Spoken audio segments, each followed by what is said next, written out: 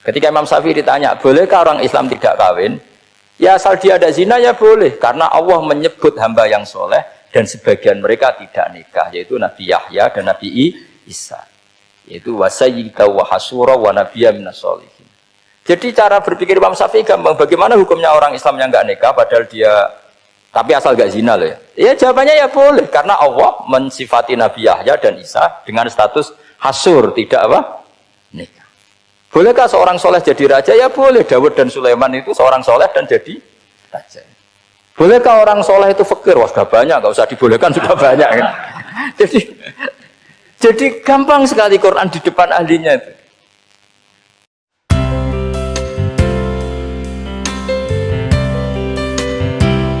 Tapi ini kan saya cerita ilmu saja. Ya saya cerita apa? Cerita ilmu. Jadi kalau ada orang bilang semua yang ada di dunia itu ada di Quran. Itu caranya ya seperti ini. Jangan kayak orang-orang yang terlalu tekstual. Karena kalau seperti ini pasti semua ada di dunia itu ada di Quran. Karena cara pemahamannya seperti ini. Saya sering ditanya kenapa bumi ada likuifaksi macam-macam. Memang dari Quran, bayangannya Quran seperti itu. Amin tuman fis sama ayyakhsifa bikumul ardo fa idza hiya tamur. Memang dari awal Allah bikin bumi ini potensinya malah likuifaksi. Potensinya itu melumer. Tamur itu memang maknanya melumer. Dan ketika Allah nyifati bumi wal ardi dzatis sod, sod pun maknanya pecah. Dan Allah tidak sekedar mengatakan pecah, dzatis sod, sifat dasar bumi itu mudah pecah. Jadi kalau dzat itu sifat dasar. Jadi meskipun Quran tidak meneliti spesifik kayak para ahli gempa, tapi dari awal Allah ngendikan bumi itu dzatis sod wal ardi dzatis sod. Bumi adalah berkarakter pecah. Kenapa berkarakter pecah? Karena dari awal bumi ini lempengan-lempengan. Di Qurannya dijelaskan gitu. Wa fil ardi qita'um mutajawirat. Bumi ya kelihatannya banyak, kelihatan satu, sebetulnya dari qit'ah, dari potongan. Nah, qit'ah itu jamaknya qita'. Terus disebut mutajawirat, saling berdampingan. Kalau dalam bahasa Arab berdampingan itu berarti sel-selnya beda. Kalau bahasa Arab bilang sesuatu yang bercampur namanya mukhalatoh, jadi satu. Kalau yang beda jenis namanya mujawarah. Nah, Al-Quran itu bilang wafil ardi qita'um mutajawirat. Bumi ini karakternya per potongan-potongannya karakternya beda-beda. Sehingga memang potensinya bumi ini hancur. Apalagi dari awal memang dipersiapkan mau dihancurin. Makanya nggak usah takut kiamat. Memang rencana Tuhan mau dihancurin. Makanya sanggup takwa saja. Kalau ingin menghentikan penghancuran ini tidak bisa. Itu sudah dalam rencana Tuhan pasti dihancurin. Makanya kalau orang sufi ditanya, kenapa tidak bangun rumah? Tuhan aja mau rencana menghancurin bumi, kok usah rumah tak tata nanti juga hancur. Ya. Tapi kalau di Islam kota saya ngomong gitu kan dia wah ini orang nggak jelas ini. Gitu. Padahal yang kedonyan itu yang nggak jelas sebetulnya. Tapi ini saya cerita jadi supaya UII ya yang didirikan ulama-ulama. Saya masih ingat ketika Profesor Zaini cerita, Pak Zaini saya ini kan kiai, saya tidak punya gelar apa kok jangan minta bantuan ini. Katanya Pak Zaini dulu UI ya didirikan banyak kiai dan sebagian pendirinya juga nggak punya gelar katanya. Gitu. Tapi mendingan nggak punya gelar manfaat daripada punya gelar nggak manfaat. Malah problem. Tapi ya nggak masalah. Sudah ada manfaat, tidak punya gelar malah repot lagi. Sudah cara berpikir gitu saja. Sudah. Pokoknya sementing semuanya baik apa saja. Jadi nanti setelah sampean mengkaji ulumul Quran ya tadi seperti yang dikatakan Imam Syafi'i itu gampang sekali. Kenapa gampang? Karena fa'innal uqula muttarratun ila qabulil haq. Akal ini pasti dipaksa untuk menerima kebenaran. Kayak saya berkali-kali ditanya sama seorang kiai, kenapa sih Gus masalah la ilaha illallah kok sampai Nabi ngendikan wa in zana wa in saraka. Siapapun yang melafadzkan la ilaha illallah Muhammadur Rasulullah itu suatu saat pasti masuk surga. Meskipun dia pernah zina, pernah maling. Itu jelas teks hadis di Bukhari, di Muslim, wa in zana wa in saraka. Meskipun zina dan ini bukan berarti Nabi melegalkan perzinahan, enggak, ma'adzallah, enggak akan terjadi. Nabi melegalkan perzinahan. Tapi Nabi ingin ngendikan begini. Absolutisme kebenaran itu tidak terganggu oleh kesolehan dan kefasikan. Karena kebenaran absolut siapapun akan ngomong seperti itu. Saya berkali-kali nyontohkan, Rektor Al-Azhar akan bilang 1 tambah 1, 2. Lonte ya bilang 2, koruptor ya bilang 2, KPK ya bilang 2, 01 ya bilang 2, 02 ya bilang 2. Karena absolutisme kebenaran.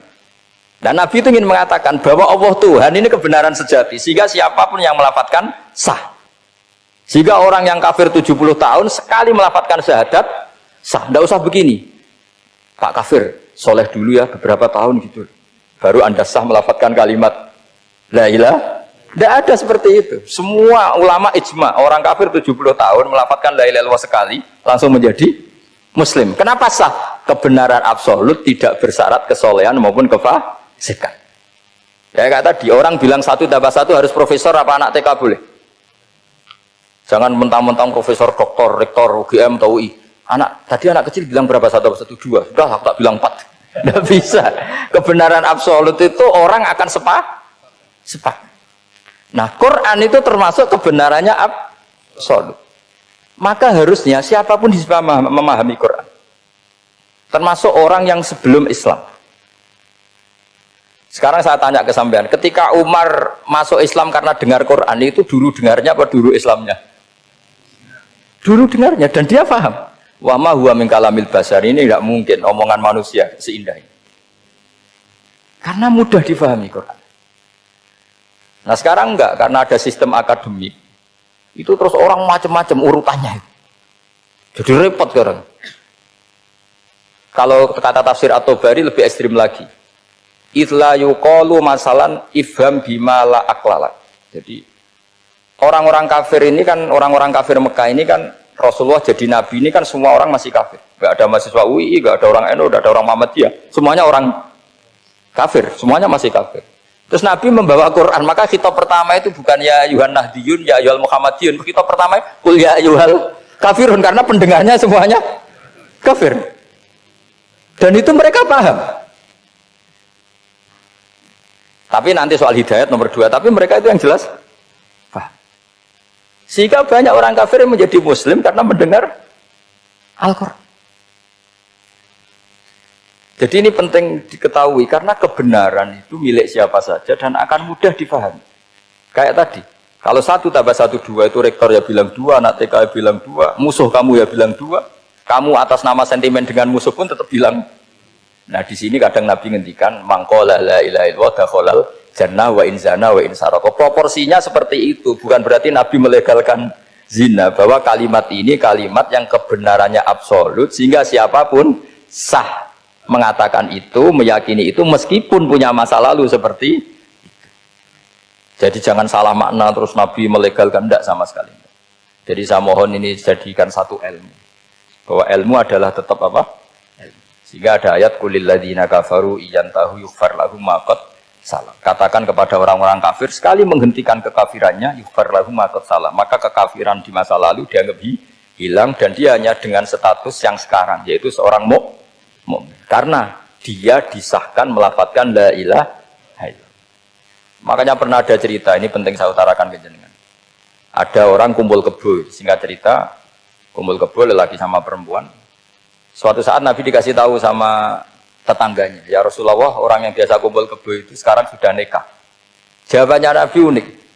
Alhamdulillah, kira-kira gitu kalau bahasa Indonesia, qad kharaja min sifahin ila nikahin. Dia sudah keluar dari tradisi zina, sekarang dia sudah dengan kehormatan nikah. Maksudnya gini, kalau malam Senin dia belum nikah, kumpulnya kan masih kumpul kebo bertahun-tahun gitu. Paginya dia nikah, malamnya kumpul sudah kumpul sunnah karena sudah nikah.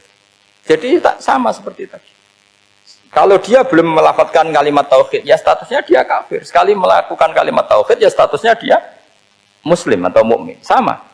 Ketika hubungan intim tanpa nikah namanya sifah perzinaan. Sekali nikah ya namanya sunnah. Jadi semudah itu. Dan Nabi tidak tanya macam-macam. Mau ngendikan qad kharaja min sifahin ila nikahin. Sudah keluar dari tradisi sifah menuju nikah. Pertanyaannya gini, kenapa enggak disyaratkan ini itu untuk nikahnya? Misalnya macam-macam. Ya sebetulnya syarat itu pasti ada, cuma begini loh. Orang yang ingin menghentikan keburukannya harus kamu katakan sah sekarang juga, karena kita mengesahkan penghentian keburukan. Jangan lalu orang yang mau tobat malah dipersulit. Jadi misalnya la ilaha illallah, kamu belajar makhraj dulu, bilangnya lah benar.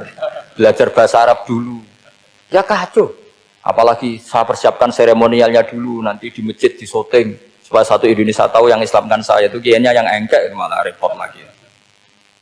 Ini penting saya utarakan supaya clear. Jadi saya ulang lagi. Al-ibratu bi umumil lafzi la bi khusus sabab. Allah ya enggak apa-apa cerita Nabi Musa, cerita Nabi Isa, cerita misalnya begini, bolehkah orang soleh itu jadi raja? Jawabannya harus bilang boleh.